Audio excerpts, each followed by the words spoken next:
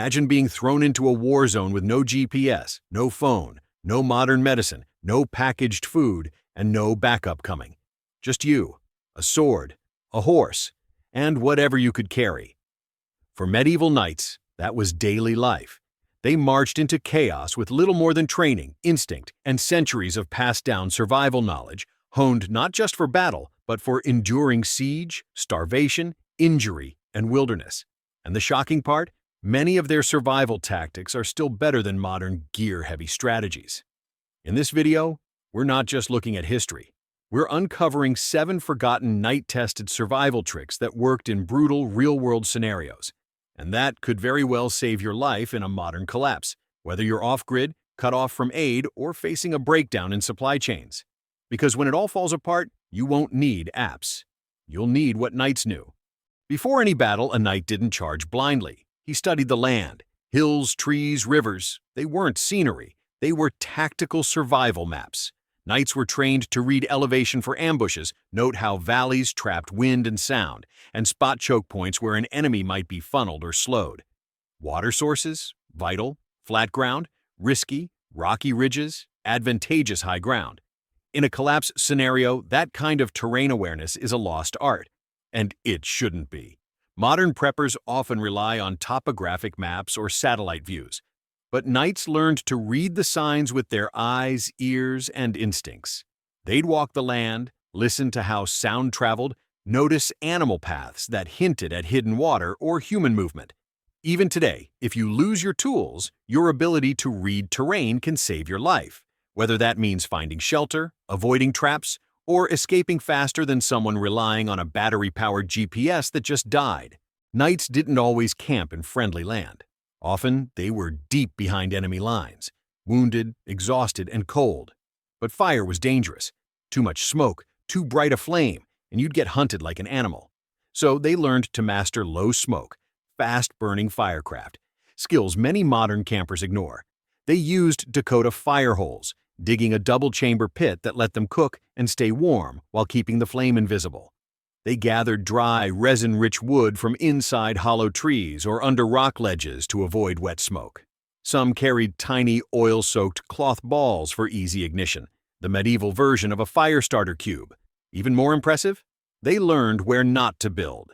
Not at the top of ridges where smoke drifts far, not in low, marshy areas that choke flames, and always downwind from likely patrol paths. Today, most people only learn one kind of fire: big, open, and obvious. But knights knew that sometimes staying alive means staying invisible, and your fire should serve you, not expose you. Modern survival often relies on stored food, MREs, canned goods, vacuum-sealed protein, but medieval knights didn't have a pantry. When food ran out on campaign, they foraged, preserved, and raided, all while on the move. They knew dozens of edible wild plants, from nutrient-rich nettles and wild onions to high-protein acorns, after leaching the tannins out. They carried hardtack or dried salted meat for emergencies, but those didn't last forever. What they really relied on? Scavenging like pros. Knights would often send scouts to barter or confiscate livestock from nearby villages, always under rules of feudal law, of course. They roasted small game with spit-roasting methods that used minimal fuel, and in forests, they made pit ovens from hot stones and buried meat to cook slowly and safely overnight. Today, most survival plans stop at food stockpiles, but when those are gone, nightly improvisation, knowing what grows, what rots slowly, and how to cook stealthily, becomes the difference between surviving and starving. Armor broke, weapons dulled, straps tore. A knight without functioning gear was a dead man. That's why they carried portable repair kits, not just for swords but for cloaks, boots, saddles, and more.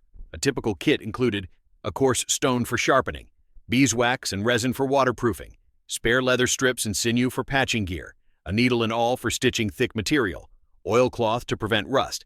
They could patch a cloak with one hand while riding, fix a snapped stirrup on the fly, or rewrap a sword grip in minutes. In a collapse today, your boots, backpack, and tools won't be magically replaced. Like knights, you'll need to maintain, modify, and mend. No Amazon, no gear drops, just what you know and what you carry. Modern preppers might buy the best gear, but medieval survival meant knowing how to keep it alive, even when you were bleeding and under pressure. Forget antiseptics and Band-Aids. Knights learned first aid in the bloodiest conditions imaginable: battlefield trauma, plague-infested camps, and days from the nearest monk or healer. They used natural antiseptics like garlic, honey, and boiled wine to clean wounds. They carried linen strips for dressing gashes and made poultices from moss and comfrey to draw out infection. For broken bones or deep cuts, they fashioned splints from branches and belts, applied cold river stones for swelling, and sometimes cauterized wounds using heated metal. Did it hurt? Unimaginably. Did it work? Sometimes, and it was better than bleeding out alone. Modern survival medicine often assumes help will arrive. But in a grid-down collapse, you might be the only medic around. Knights learned that speed, pressure, and clean wrapping were more important than fancy gear. Their approach? Stop bleeding, prevent rot, keep moving. Brutal, but often effective.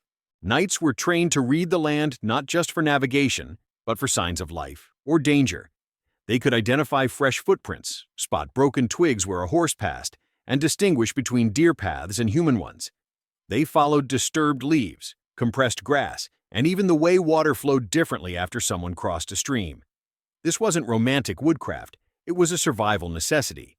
If you could follow an enemy scout or avoid one, you lived. In a modern collapse, drones and GPS will fail, but someone trained like a knight could still know who passed here, how long ago, and what direction they were heading. Want real stealth? Learn to track others, and avoid being tracked yourself. Knights practiced walking softly, doubling back, brushing away prints, and timing movement with wind or rain. It wasn't paranoia, it was survival instinct, refined by centuries of war. This was the real weapon. Knights weren't just strong, they were mentally trained to face death, hunger, betrayal, and defeat, and keep going. They used chants and prayer to calm their minds, recite focus under pressure, and stay grounded. They endured hardship by embracing discipline, duty, and ritual, routines that created stability in the face of madness. Even alone, they didn't spiral. They relied on mantras, symbols, and even small rituals like sharpening a blade or cleaning armor, not just for function but for focus. In today's world, most people panic without Wi-Fi. In a collapse, the ones who last will be those who, like knights, can function under fear. Their mindset wasn't bravado. It was cold, calm readiness, a survival psychology we do well to relearn. We often picture knights as armored heroes clashing swords in dramatic battles. But behind the legend was a brutal reality. They were survivalists, not by hobby, but by necessity. These men lived with no supply chains, no modern medicine, and no reliable peace. Every campaign meant hunger, injury, exhaustion, and still, they marched. Because they knew things we've forgotten. That fire can heal or betray. That food isn't a package, it's a landscape. That a torn boot or dull blade can be a death sentence. That a calm mind is your most valuable weapon. Modern prepping sometimes focuses too much on stockpiling. Gear, gadgets, gear again. But knights teach us something older, wiser, and more relevant than ever. Survival is in the head, the hands, and the habits. It's the ability to adapt, repair, observe, and endure. And it doesn't need electricity. So next time you read a survival guide, ask yourself, what would a knight do without all this stuff? Chances are he already figured it out 800 years ago, and you might want to copy him. So, which knight survival trick surprised you the most? Have you ever tried low-smoke firecraft or natural first aid in the wild? Let us know in the comments.